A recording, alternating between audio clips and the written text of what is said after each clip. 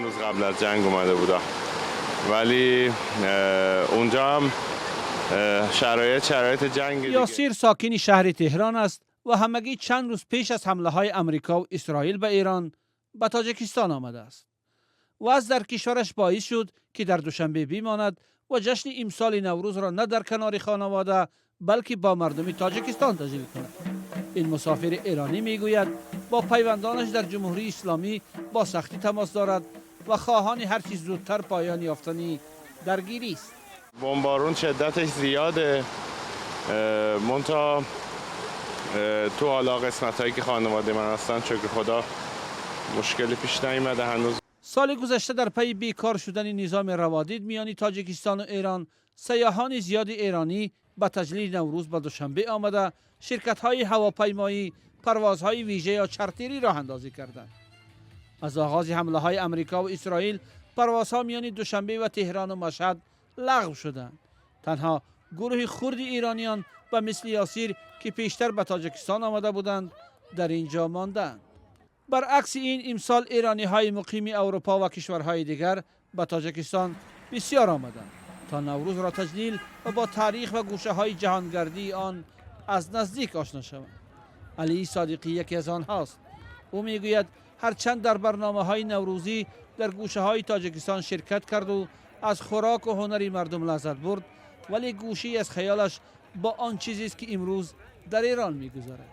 ما خودمون خواستار کمک شدیم و این کمک از طرف آمریکا و اسرائیل داره انجام میشه و اونها هم قصدشون این نیست که با مردم ایران بجنگن. حمایت از مردم ایرانه، چون این رژیم دیکتاتوری متاسفانه ظرف این 47 سال به کسی رحم نکرد. وضع اکنومی، وضع اقتصادی، وضع سیاسی، همه چیز از بین رفته و مردم در هر تظاهراتی که شرکت کردند سرکوب شدند.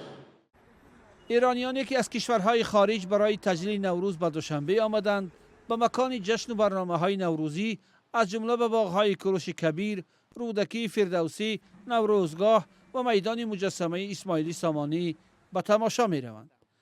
علی رضا از شویتزاریا و دختر و پسرش از دهلی هند برای گذراندن نوروز امسال به تاجیکستان آمدند.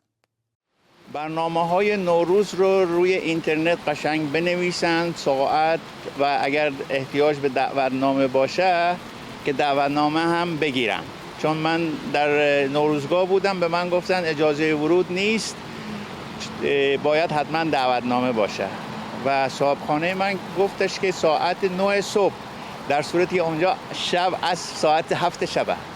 خب این یه خورده اینفورمیشن ها خوب باشد. بقیهش همه چیز عالیه، مردم بسیار مهربان. علی رضا در پیوند به حادثه های ایران گفت جنگ چیزی خوبی نیست، ولی در حال حاضر به گفته او درگیری به خاطر حکومت است که قبول نمی کند مشکل را با مردم خود و مردم خارج با گفتگو حل بکند.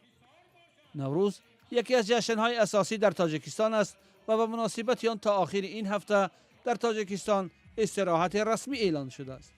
تجلیل جشن نوروز در دوشنبه روز 21 مارس با افروختن گلخن آغاز شد و با برنامه‌های گوناگون هنری در گوشه‌های جمهوری ادامه می‌کند.